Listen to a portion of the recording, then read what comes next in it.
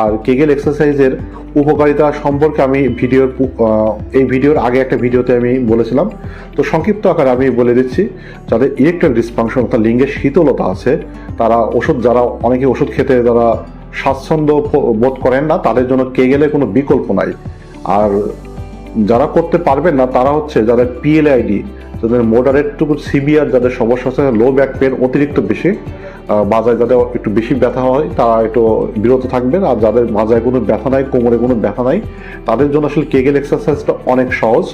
তো আপনারা কেগেল এক্সারসাইজটা প্রতিদিন 5 থেকে 40 মিনিট করতে পারবেন, যে কোনো সময় করা যায়। আমি ভিডিওর ভিতরে এটা সব বলে দেবো, পাট করে দেখিয়ে দেবো কীভাবে কেগেলটা করতে হবে। আর সাথে অবশ্যই আপনি আরামদায়ক কোনো পোশাক পরে নেবেন। কেগেলের উপকারিতা মূলত দুইটা, একটা হচ্ছে ইরেকটাইল ডিসফাংশনটাকে এটা আপনাকে দূর করবে, লিঙ্গের রক্ত চলাচলটাকে বৃদ্ধি করবে। আর যাদের প্রিমেচুর ইজাকুলেশন থাকে তারা কোনো মতে যারা অনেক চেষ্টা সাধনা করেও যাতে বীর্যটাকে ধরে রাখতে পারে না, তাদের জন্য এর কোনো বিকল্প নাই। এটা ফলাফল আপনি নিজে দেখার জন্য আপনি মিনিমাম 15 দিন করেন, 15 দিন করলে আপনি এটা ফল পাবেন। আর ব্যায়ামটা আপনি সারা জীবন করতে পারবেন, এটা কোনো আসলে ক্ষতি নাই। কিন্তু অলসতা করে অনেকে, অলসতা করে শুধু আমাদের কাছে শুধু ওষুধ চাই যে স্যার ওষুধ লিখে নিন, ওষুধ খাবো।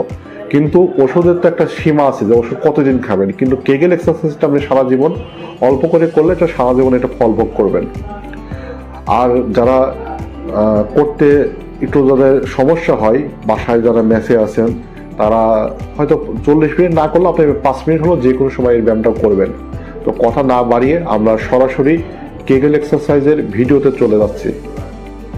তবে আমরা হাঁটুটাকে করে দেবো, একটু ভাঁজ করে দেবো, আর হাতটাকে পাশে রাখবো।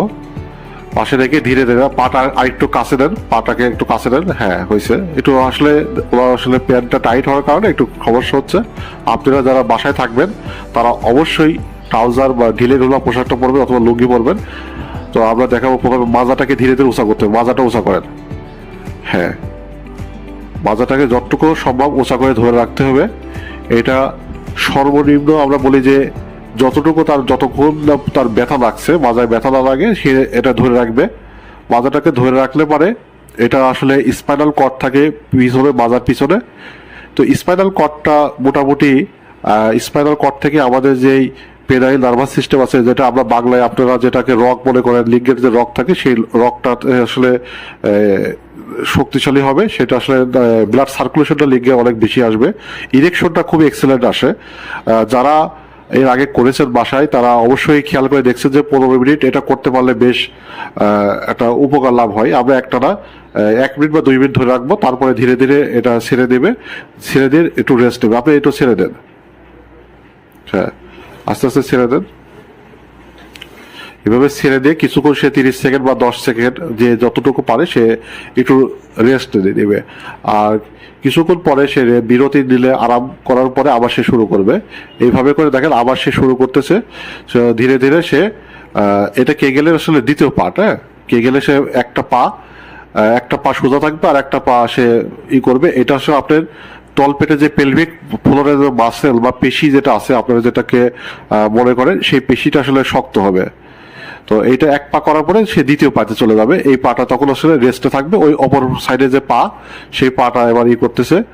আপনারা অবশ্যই লুঙ্গি বা ট্রাউজার পরে এই ব্যায়ামটা করবেন। তো মোটামুটি দেখে 2 পা করছে, এবার 2 পা একত্রে করবে। 2 পা একত্রে লাগিয়ে 2 পা একসাথে করবে। 2 পাটা করেন। হ্যাঁ,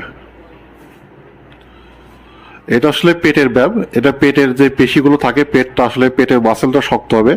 যাদের দ্রুত বীর্যপাতের সমস্যা তারা খুব সহজে এটাকে বীর্যপাতটাকে আটকে রাখতে পারবেন। পেটের মাসেলটা শক্ত হলে এটা আপনার কাছে খুবই সহজ হয়ে যাবে। এটা পেটের ব্যায়াম। তো আমরা পেটের ব্যায়ামটা এইভাবে আমরা 10 বার করে 3 সেট, 10 বার করে 3 সেট হলে বা 30টা ব্যায়াম করবো। 10টা করে আমরা বিরতি দেবো। উনি আপনাকে 2-3টা দেখালো। এটা আপনারা বাসায় ঠিক এইভাবে করবেন। হাতে সময় থাকলে অবশ্যই 40 মিনিট, সবগুলো ব্যায়াম মিলে 40 মিনিট করতে হয়। হাতে সময় না থাকলে অবশ্যই 5 মিনিট হলেও করবেন। মানে অলসতা করে বা ইচ্ছাকৃতভাবে এটা ছেড়ে দিলে পারে আসলে উপকারের থেকে কিন্তু অপকারী বেশি হয়। সেজন্য কিছুটা হলেও আপনারা এই ব্যায়ামটা করতে থাকবেন। এবার আমরা পায়ের ব্যায়ামটা দেখবো। একটু ধীরে ধীরে করতে হবে, আস্তে আস্তে নামান।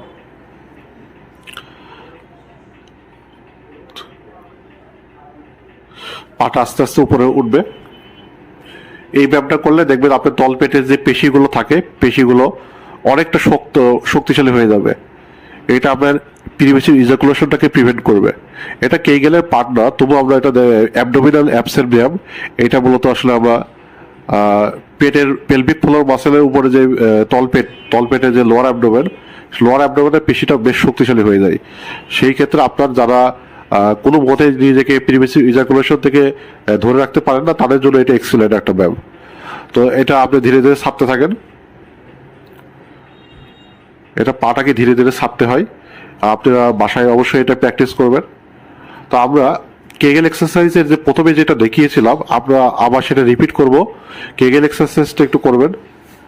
কেগেল এক্সারসাইজ মাজাটা উঁচা করতে হবে, সব থেকে বেশি ইম্পর্টেন্ট। কেগেল এক্সারসাইজের মাজাটাকে উঁচা করতে হবে আর পাটা একটু কাছে নেবেন। হ্যাঁ, হাঁটুটাকে একটু কাছাকাছি থাকবে। এইভাবে দেখে ধরে রাখতে হবে, সব থেকে বেশি ইম্পর্টেন্ট। আপনারা যদি আমার কাছে জিজ্ঞেস করেন যে স্যার এটা সব থেকে বেশি ইম্পর্টেন্ট কোনটা কি করব, তাহলে মাজাটাকে উঁচা করে ধরে রাখবেন। জাস্ট এইভাবে উঁচা করে ধরে রাখতে হবে। এটা আপনার যতটুকু সময় আপনি ধরে রাখতে পারবেন ঠিক ততটুকু সময় এটা ধরে রাখতে হবে। এটা ধরে রাখলে পরে আপনার লিঙ্গের যে ইরেকটাইল ডিসফাংশন এটা চলে যাবে। লিঙ্গের রক্ত চলাচলটা অনেক বেশি বৃদ্ধি পাবে। এটা আপনারা বিশ্বাস না হলে এটা আপনি বাসায় করে দেখবেন। আপনি 15 দিন করতে পারলেই দেখবেন যে আপনার ভিতরে একটা কনফিডেন্স চলে আসছে। সেজন্য এইভাবে করে মাজাটা যতটুকু সম্ভব ধরে রাখবেন। যদি ব্যথা হয়ে যায় বা অস্বস্তি লাগে মাজাটাকে ছেড়ে দিবেন, ফ্লোরে রেখে একটু রেস্ট করবেন। আপনি ছেড়ে দেন, এইভাবে ধীরে ধীরে ছাড়বেন। পাটা ইচ্ছা করলে এইভাবে ছড়াই দিতে পারবেন, অথবা পাটা আপনি নিজে ভাঁজ করে রাখতে পারবেন, যার যেটা ইচ্ছা। হ্যাঁ, আমরা